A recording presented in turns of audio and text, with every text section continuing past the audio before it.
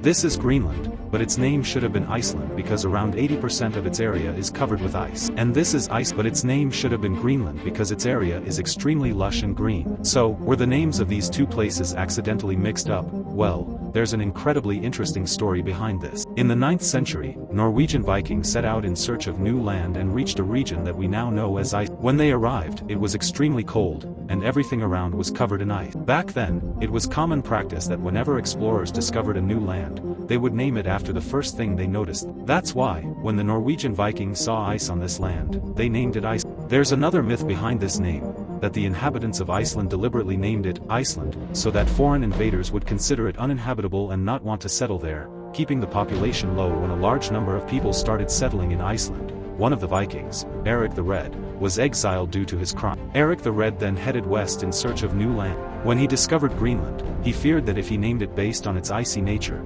people wouldn't be interested in settling there. So, he cleverly used a trick and named the place Greenland, so that people would be deceived by the name and start settling there.